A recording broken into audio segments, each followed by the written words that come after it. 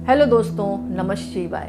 दोस्तों, भादों में जो कृष्ण पक्ष की 12 तिथि आती है जिसको कहते हैं द्वादशी, ये बहुत अपने में खास है। इसको बच्छ बारस के नाम से जाना जाता है। सब प्रथम तो बच्छ बारस की आपको बहुत बहुत शुभकामनाएं और बधाई। जैसे कि नाम से ही लग रहा है, यानी गाय और बछड़े का पूजन। जो बच्छ बारस पड़ रही है वो भादों की कृष्ण पक्ष की द्वादशी तिथि पर यानी 30 अगस्त शुक्रवार की पड़ रही है। सब प्रथम तो आपको बहुत बहुत शुभकामनाएं और बधाई। अगर आप व्रत रख रहे हैं तो भी पूजा करें, और नहीं रख रहे हैं तो भी आप गाय बछड़े की सेवा जरूर करें क्या, प्रातःकाल स्नान करें अगर आप व्रत रख रहे हैं, और चौकी स्थापित करें और भगवान श्री कृष्ण की पूजा करें। श्री कृष्ण की पूजा इसलिए करेंगे आप क्योंकि भगवान श्री कृष्ण भगवान जो है गायों को बहुत पसंद करते थे।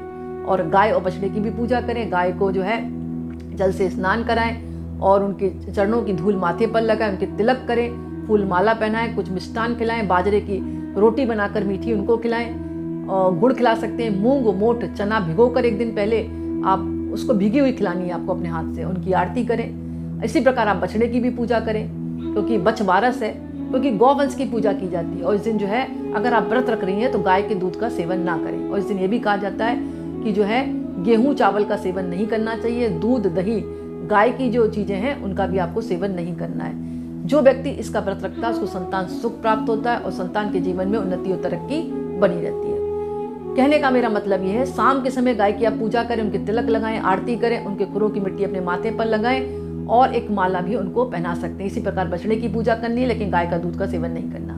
दोस्तों, इसकी कथा आती है, कथाएं 2 है, छोटी छोटी मैं आपको शॉर्ट रूप में बता देती हूँ। एक जो था सास बहुएं रहती थी, तो बहू के जो थे 2 बेटे थे, बछराज और हंसराज। यानी एक व्यापारी थे इनके पति जो थे। तो सेठ जी का जो गांव का जो तालाब था वो सूख गया था। तो सेठ जी ने कहा मेरा गांव का तालाब भर नहीं रहा। तो उन्होंने किसी ज्योतिषाचार्य से पूछा, किसी पंडित से पूछा। तो एक ने कहा कि तुमको बलि देनी पड़ेगी, वो भी अपने नाती या पोते की। तो क्या हुआ, अब साहूकार पहले तो हिचकिचाया, ऐसे कैसे करूंगा मैं।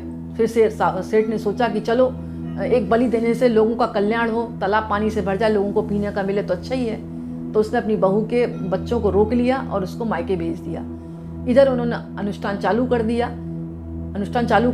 इधर जो था बछराज और हंसराज को वो मतलब एक तरह से बलि दे दी उनकी। इधर बहू ने कहा मुझे तो बुलाया ही नहीं। वो अचानक आ गई कि बड़ा पिताजी अनुष्ठान कर रहे हैं, मुझे बुलाया नहीं। तो वो अचानक आ गई।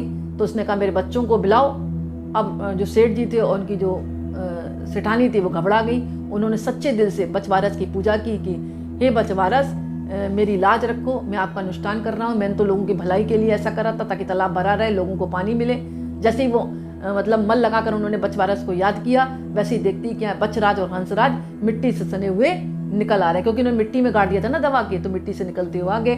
तो जो बच्चों की माँ थी उन्होंने उनको गले लगा लिया और कहा कि आज के बाद जो भी बच्छ बारस की पूजा करेगा उसके बच्चों की उन्नति तरक्की और दीर्घायु होगी। तो दोस्तों, छोटी छोटी कहानियां हैं। एक जगह कहा गया कि एक गेहुला और धानुला जो थे बछड़े थे 2। तो सास बहू जो थी घर का काम किया करती थी। सास बाहर जा रही थी, उसने कहा अपनी बहू से तू गेहूं को छाट लेना और धान को निकाल लेना। बहू ने कुछ और सुन लिया।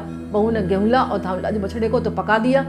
और इधर जब सास आई, मतलब आग पर रखकर पका दिया। इधर सास आई, बोली उनको बुलाओ, पहले मन की पूजा करूंगी, आज बच्छ बारस है। बहू घबरा गई क्योंकि बहू ध्यान से सुनती नहीं थी बात। उसने कुछ की कुछ सुन लिया, घबरा गई। तो उसने प्रार्थना करी कि हे बच्छ बारस, मेरी लाज रखो।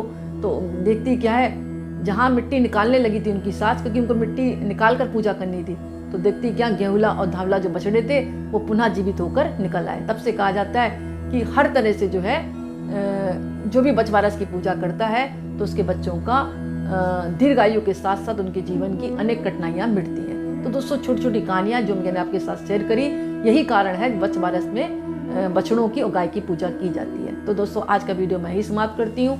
कमेंट्स में नमः शिवाय जरूर लिखें। बहुत बहुत धन्यवाद।